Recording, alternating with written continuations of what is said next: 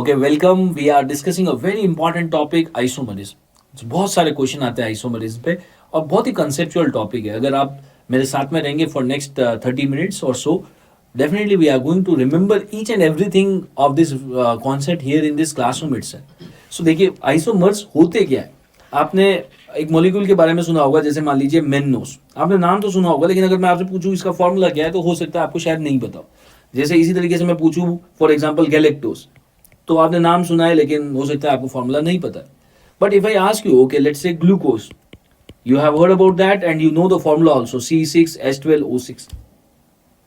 If I ask you that okay glucose का formula ये है, but at the same time the mannose, galactose, allose, there are so many other molecules who have the same formula. तो अगर formula same है तो ये molecule अलग कैसे हो गए? And this particular relationship is called as isomerism. वो सारे molecule जिनका formula same होता है but वो molecule अलग अलग है, that is called as isomerism. So what is the definition of isomerism? Same formula but different molecule.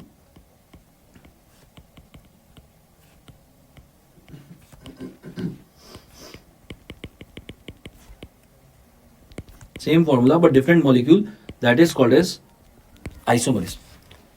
अब ये आइसोमर्स बने कैसे और how they are formed and how much they how ये बनेंगे कैसे और कितने बनेंगे। देखिए यहाँ पे फॉर एग्जांपल आपने जहाँ पे ग्लूकोज का C6H12O6 का फॉर्मूला पढ़ा था स्कूल्स के अंदर, आपने एक स्ट्रक्चर देखा था ग्लूकोज का कुछ इस तरीके का। यहाँ पे CHO लिखा हुआ था, फिर यहाँ पे HOH, कहीं पे H कहीं पे OH कुछ लिखा हुआ था। वी नेवर अंडरस्टूड कि कहाँ पे H है क्यों OH है, वी नेवर अंडरस्टूड। बट से for example this is the structure of glucose. मैं क्या करता हूँ कि ये जो ग्लूकोज है इसका सेम स्ट्रक्चर ऐसा कैसे ही रहने देता हूँ, इसको कुछ भी चेंज नहीं कर रहे। CHO बाकी सब कुछ सेम है, एक ही डिफरेंस कर रहे हैं। यहाँ पे H जो है इस साइड में इस H को इधर ले गए और OH को इधर लेके आ गए, HOH को रोटेट कर लिया। अगर मैं ऐसा करता हूं तो फॉर्मूला तो दोनों ही मॉलिक्यूल का सेम है C6H12O6, बट अब चेंज क्या हो गया स्ट्रक्चर, क्योंकि आपने HOH को एक पर्टिकुलर कार्बन पे रोटेट कर दिया। तो अगर आप HOH को रोटेट करते हो तो स्ट्रक्चर चेंज हो जाता है, और स्ट्रक्चर चेंज हो गया तो मॉलिक्यूल चेंज हो गया, और इन दोनों मॉलिक्यूल्स को हम आपस में बोलेंगे ये आइसोमर्स है, दीज आर आइसोमर्स। तो how we make isomers? By rotating the HOH, that is the important point. कैसे आइसोमर्स बनते हैं? HOH को एक पर्टिकुलर कार्बन पे आप रोटेट करोगे तो जो फॉर्मूला है वो तो सेम रहेगा, लेकिन स्ट्रक्चर अलग हो गया तो मॉलिक्यूल्स अलग अलग हो गए, और इसको हमने बोल दिया isomerism. Now the point is कि एक मॉलिक्यूल से हम कितने आइसोमर्स बना सकते हैं, कितनी बार हम HOH रोटेट कर सकते हैं, उसको हम बोलते हैं Le Bel van't Hoff rule. The Le Bel van't Hoff rule says that total number of isomers that you can make from any molecule, total number of isomers is 2 to power n। जैसे मान लीजिए आपसे पूछे कि ग्लूकोज के कितने आइसोमर बना सकते हो, तो आपको एक फॉर्मूला यूज करना है 2 to power n। What is the meaning of n? n का मतलब यहां पे है n is number of chiral carbon in the molecule. आपको उस मॉलिक्यूल के अंदर देखना है कि कितने किरेल कार्बन से, number of chiral carbon in the molecule. जैसे ही आप वो वैल्यू डालोगे आपको पता लग जाएगा। जैसे मान लीजिए ग्लूकोज, उसके अंदर 5 किरेल कार्बन होते हैं, so total number of isomers of glucose is 2 to power 5, that comes out to be 32। This is how we calculate the total number of isomers called as Le Bel van't Hoff rule. Now when comes to isomerism को broadly हम हमारी simplicity के लिए दो category में divide कर लेते हैं। एक होता है स्टीरियो आइसोमर्स और stereo isomerism,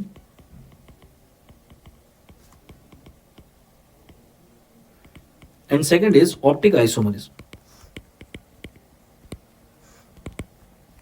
stereo isomerism, optic isomerism. Stereo isomerism further divide होता है 3 कैटेगरी में, एनेंशियोमरिज्म,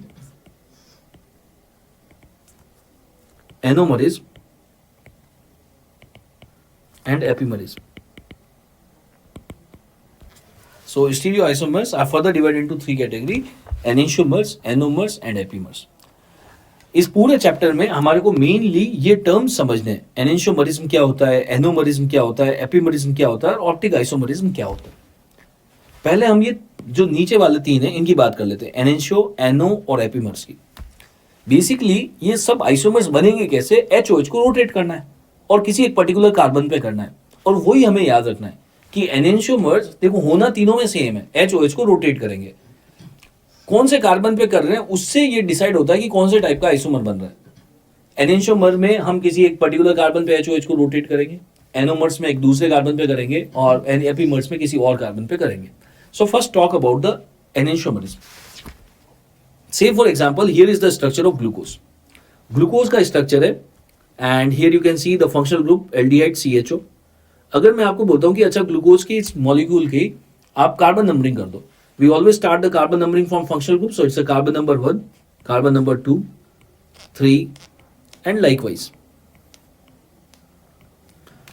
अब मेरा पर्टिकुलरली फोकस है अभी कार्बन नंबर 5 पे, जहां पे HOH कुछ इस तरीके से लिखा हुआ है. अब what we do is we make exact same structure. हम एग्जैक्ट सेम स्ट्रक्चर बनाते हैं, बट क्या करते हैं HOH को रोटेट कर देते हैं कार्बन नंबर 5 पे. बाकी सब तो वहीं का वहीं लिखा रहेगा, CHO वहीं का वहीं है, कार्बन नंबर 1, 2, 3, 4 सब कुछ वहीं का वहीं है. कार्बन नंबर 5 पे चेंज कर देंगे, H को इस साइड में लेके आ गए, OH को उधर ले गए, बाकी सब वहीं का वहीं है. तो फॉर्मूला तो सेम रहेगा, स्ट्रक्चर अलग हो गया, मतलब ये आइसोमर्स बन गए. और इस टाइप के आइसोमर्स को हम बोलते हैं जिसमें आपने HOH को रोटेट किया है कार्बन नंबर 5 पे. अगर आप कार्बन नंबर 5 पे रोटेट करके आइसोमर बना रहे हो, इसको हम बोलते हैं एनेंशियोमर, कार्बन नंबर 5. इसको डिनोट कैसे करते हैं? तो एक को तो हम बोल देंगे कैपिटल D ग्लूकोज और एक को बोल देंगे capital L glucose. So what is enantiomers? Enantiomers the rotation of HOH eight which carbon? Carbon number 5. Glucose में टोटल कितने कार्बन होते हैं? 6. सो कार्बन नंबर 5 की जगह मैं बोल सकता हूं second last carbon. So if you rotate the HOH at second last carbon, you will get enantiomers. Second last carbon को हम बोलते हैं penultimate. So in the MCQ they can write the word penultimate carbon पे HOH rotate किया तो कौन सा isomers बनेगा? enantiomer.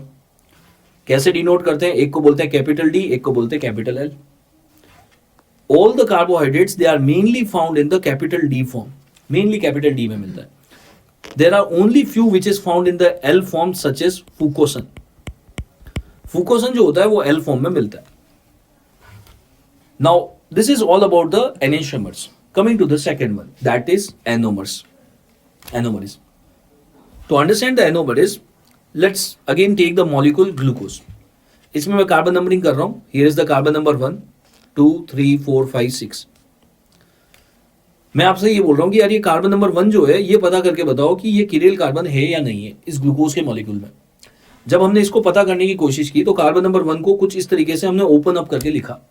जब हमने ओपन अप करके लिखा ग्लूकोज के मॉलिक्यूल में, here you can C carbon number 1 पे एक वैलेंसी पे तो ये मॉलिक्यूल चिपका हुआ है, ये स्ट्रक्चर चिपका हुआ है. सेकंड वैलेंसी पे हाइड्रोजन है, थर्ड और फोर्थ वैलेंसी पे ऑक्सीजन है. क्योंकि थर्ड और फोर्थ वैलेंसी पे ऑक्सीजन है, सेम मॉलिक्यूल आ गया, means it is not a chiral carbon. So glucose का जो नॉर्मल स्ट्रक्चर होता है उसमें कार्बन नंबर 1 जो होता है वो किरेल कार्बन नहीं होता है, नहीं होता है. लेकिन जहां पे जिस बुक में आपने ग्लूकोज का ये स्ट्रक्चर देखा था, उसी बुक में आपने ग्लूकोज का एक रिंग स्ट्रक्चर भी देखा था. ग्लूकोज का एक रिंग स्ट्रक्चर होता है कुछ इस तरीके का. अगर मैं ग्लूकोज का रिंग स्ट्रक्चर बनाता हूं, if the ring structure is form, वो ग्लूकोज इस तरीके का दिखेगा. If I do the carbon numbering here is the carbon number 1, 2, 4 and 6. यहां पे जो मॉलिक्यूल आता है that is oxygen. Carbon number 1 पे यहां पे अटैच होता है हाइड्रोजन, यहां पे हो गया H और यहां पे हो गया OH. आप देखो ये भी ग्लूकोज का ही मॉलिक्यूल है, this is also glucose. The earlier diagram was also glucose. Now I want you to attention, give the attention to carbon number 1. आप कार्बन नंबर 1 को देखो. पहले कार्बन नंबर 1 जो था नॉर्मल स्ट्रक्चर में, it was not a chiral carbon. लेकिन अब आप देखो, जब मैंने रिंग स्ट्रक्चर बनाया, अब आप कार्बन नंबर 1 को फोकस करके देखो कि चारों वैलेंसी देखो, चारों वैलेंसी अलग अलग है. एक साइड की वैलेंसी पे तो आ गया हाइड्रोजन, एक साइड की वैलेंसी पे OH, इस साइड की वैलेंसी पे कार्बन और इस साइड की वैलेंसी पे ऑक्सीजन. चारों वैलेंसी अलग अलग हो गई. और जब चारों वैलेंसी अलग हो गई, ये किरेल कार्बन बन गया. तो कार्बन नंबर 1 नॉर्मल स्ट्रक्चर में तो किरेल कार्बन नहीं है, लेकिन जब आप रिंग स्ट्रक्चर बनाते हो तो किरेल कार्बन बन जाता है. So what I can say is कि ये जो कार्बन नंबर 1 है, ये जो कार्बन नंबर 1 है, this is a new chiral carbon. This is a new chiral carbon due to ring structure.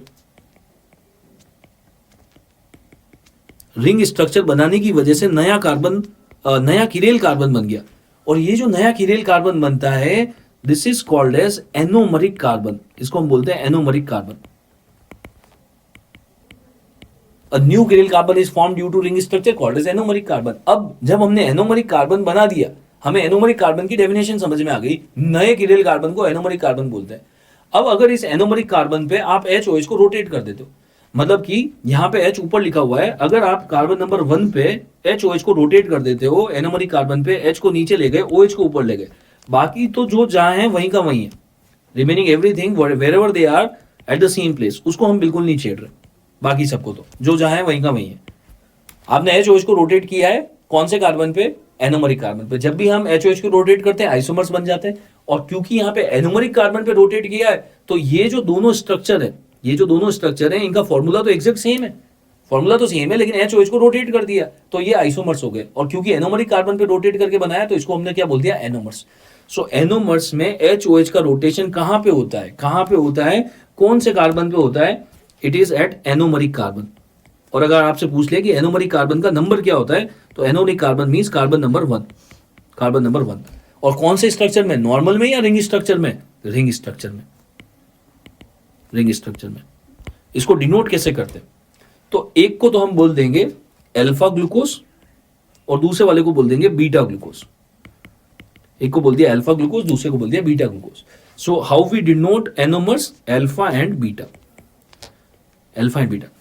इस कॉन्सेप्ट को बहुत अच्छे से याद रखना। कैसे याद रखना है, देखिए, जब भी मैं पूरे कार्बोहाइड्रेट चैप्टर में कभी भी मैं ऐसा बोलता हूं alpha glucose, beta glucose, alpha fructose, alpha galactose या अल्फा बीटा वर्ड में किसी भी कार्बोहाइड्रेट के आपके आगे लगाता हूं, आपके दिमाग में आ जाना चाहिए alpha beta means ring structure की बात चल रही है। ये सबसे इंपॉर्टेंट पॉइंट है। अल्फा और बीटा अगर मैं किसी भी मॉलिक्यूल के आगे लगा रहा हूं कार्बोहाइड्रेट चैप्टर में, अल्फा और बीटा हम तभी यूज करते हैं जब एनोमर्स बनते हैं, और एनोमर बनते हैं रिंग स्ट्रक्चर में, रिंग स्ट्रक्चर में। सो अभी तक मैंने आपको 2 आइसोमर सिखा दिए। कौन से 2 आइसोमर हम अभी तक सीख गए, सबसे पहले हमने पढ़ा एनेंशियोमर्स, कौन से कार्बन पे रोटेट किया था, सेकंड लास्ट, कार्बन नंबर 5, कैसे डिनोट किया था, कैपिटल डी कैपिटल एल। दूसरा हमने पढ़ा एनोमर्स, कैसे बनाते, कार्बन नंबर 1 पे रोटेट करेंगे, कौन से स्ट्रक्चर में, नॉर्मल में या रिंग में, रिंग स्ट्रक्चर में, और कैसे डिनोट करेंगे, एक को अल्फा ग्लूकोज, दूसरे को beta glucose. Now comes the third one, epimerism. Epimerism का दूसरा नाम होता है डाइस्टीरियो आइसोमरिज्म।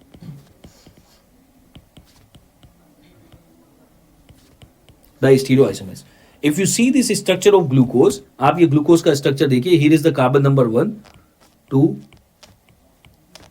5 एंड 6। ये डायग्राम बहुत इंपॉर्टेंट है, इसमें पूरा आइसोमर्स का पूरा चैप्टर ही इस डायग्राम में आ जाएगा।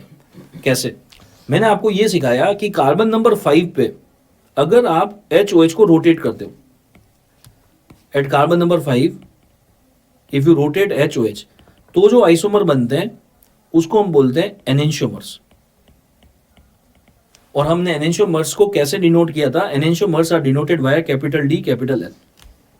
फिर हमने बोला कि कार्बन नंबर 1 के बारे में जब बात की थी, हमने बोला था कि अगर आप इसका रिंग स्ट्रक्चर बना देते हो और कार्बन नंबर 1 पे अगर आप HOH को रोटेट कर देते हो, तो जो आइसोमर्स बनते हैं उसको हम बोलते हैं एनोमर्स। और एनोमर्स को कैसे डिनोट करते हैं, अल्फा बीटा से, अल्फा बीटा से। अब हमारे पास में बच गए बाकी के कार्बन 2, 3, 4 एंड 6। ये जो कार्बन नंबर 6 होता है, आप इसकी वैलेंसी देखो, यहाँ पे हाइड्रोजन है, यहाँ पे OH है, यहाँ पे हाइड्रोजन है। क्योंकि इसकी दोनों वैलेंसी पे यहाँ पे हाइड्रोजन आ रहा है, तो कार्बन नंबर 6 जो है ये किरेल कार्बन नहीं है। और ये किरेल कार्बन नहीं है मतलब ये आइसोमर्स नहीं बना सकता, ये आइसोमर बना नहीं सकता। अब हमारे पास में जो कार्बन बच गए वो है कार्बन नंबर 2, 3 और 4। मान लीजिए आपने ग्लूकोज का मॉलिक्यूल लिया और आपने क्या किया, उसके कार्बन नंबर 2 पे HOH को रोटेट कर दिया। जैसे ही आप कार्बन नंबर 2 पे HOH को रोटेट करोगे तो जो मॉलिक्यूल बनता है उसका नाम होता है मेन्नोस। तो ग्लूकोज और मेन्नोस का स्ट्रक्चर एग्जैक्ट सेम होता है, केवल क्या चेंज होता है, कार्बन नंबर 2 पे HOH रोटेट होता है। इसी तरीके से अगर आप रोटेट कर देते हो कार्बन नंबर 3 पे, अगर कार्बन नंबर 3 पे बनाओगे, रोटेट करोगे तो इसको बोलेंगे एल्लोस। कार्बन नंबर 4 पे अगर आपने HOH रोटेट किया ग्लूकोज का, तो जो मॉलिक्यूल बनता है दैट इज गैलेक्टोस। और ये तीनों जो हैं, these are the examples of epimers, epimerism. So we have discuss 3 types of stereoisomerism. हमने 3 टाइप की स्टीरियोआइसोमरिज्म पढ़ ली। स्टीरियोआइसोमरिज्म बनता कैसे, HOH को रोटेट करना है। कार्बन नंबर 5 पे रोटेट किया तो एनेंशियोमर बन जाएगा, capital D capital L. Carbon number 1 पे रोटेट किया तो एनोमर्स बन जाएगा, अल्फा बीटा। बाकी के बचे हुए कीरेल कार्बन पे कहीं पे भी रोटेट करो तो जो बनेगा उसको क्या बोलेंगे, एपीमर्स। और ये सबसे इंपॉर्टेंट है, सबसे इंपॉर्टेंट। कार्बन नंबर 2 पे रोटेट करते हैं ग्लूकोज के तो जो मॉलिक्यूल बनता है that is mannose, that is glucose and mannose are epimer at which carbon, carbon number 2। Glucose and galactose they are epimer at which carbon, carbon number 4। So these are the various types of stereoisomerism. Now coming the optic isomerism. Optic isomerism क्या होता है? So what you do is if you take a solution of carbohydrate, आपने किसी भी carbohydrate का solution लिया, solution of carbohydrate, carbohydrate मतलब कि it can be glucose, it can be fructose, it can be any carbohydrate. And what you do is you take a plain polarized light. आपने एक light लिया, plain polarized light. Plane polarize light का मतलब ये होता है, ये वो लाइट होती है जिसके लाइट पार्टिकल्स जो होते हैं एक सिंगल प्लेन में मूव कर रहे होते हैं, एक ही सिंगल प्लेन में। If the light particles are moving in a single plane, plane polarize light.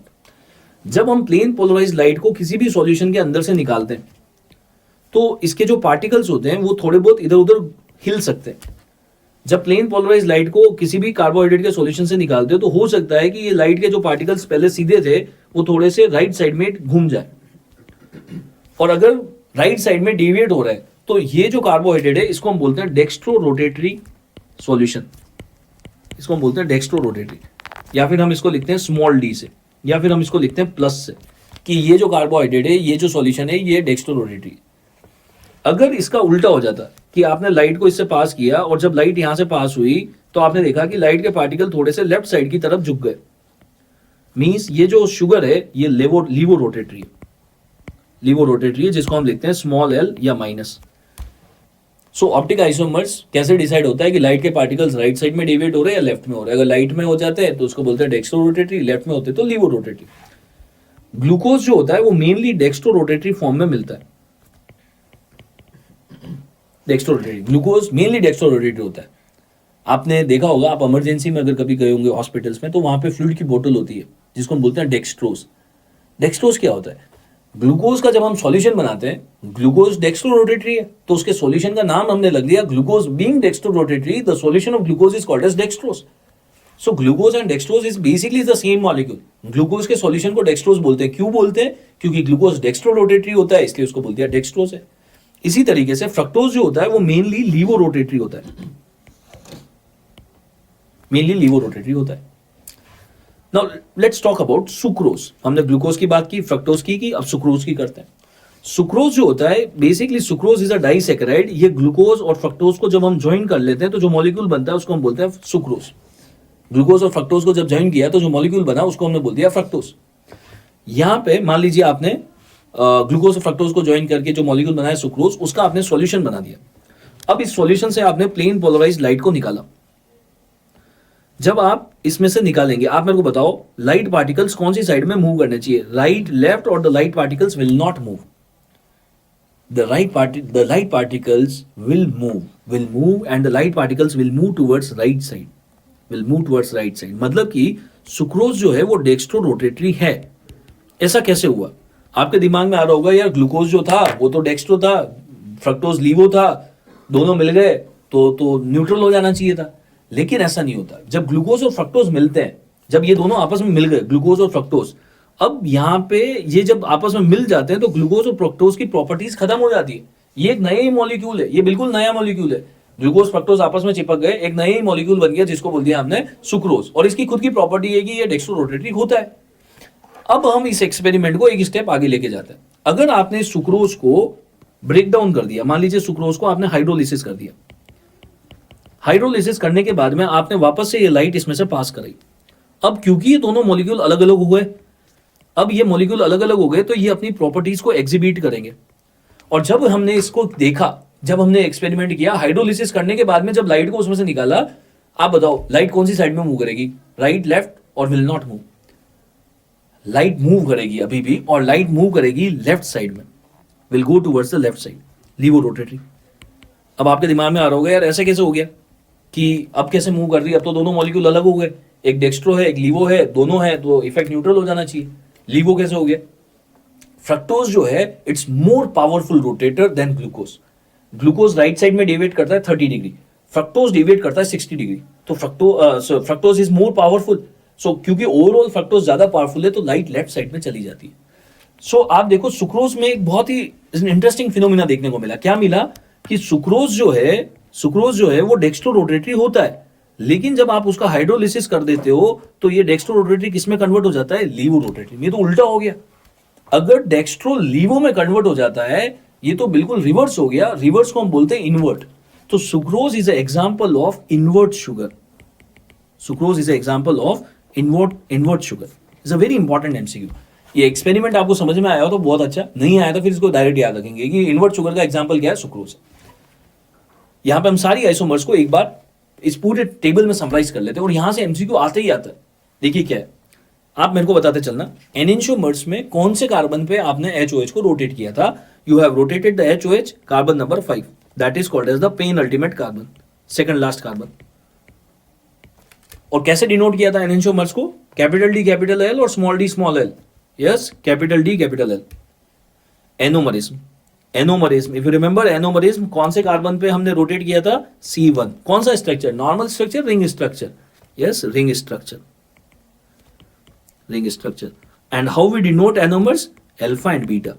तो मैंने आपको ये भी बोला था जहां पे भी अल्फा एंड बीटा आ रहा है मतलब कि रिंग स्ट्रक्चर की बात चल रही है. Then comes the epimers. Glucose and mannose, they are epimer. At which carbon? Glucose के कौन से कार्बन पे आप एचओएच रोटेट करोगे तो मेन्नोज बन जाएगा? At carbon number, glucose and mannose they are epimer at carbon number 2. Carbon number 2. Glucose and galactose, they are also epimer. At which carbon you are going to rotate? Carbon number 4. Carbon number 4. What is the example of invert sugar? Sucrose. Sucrose is the example of invert sugar.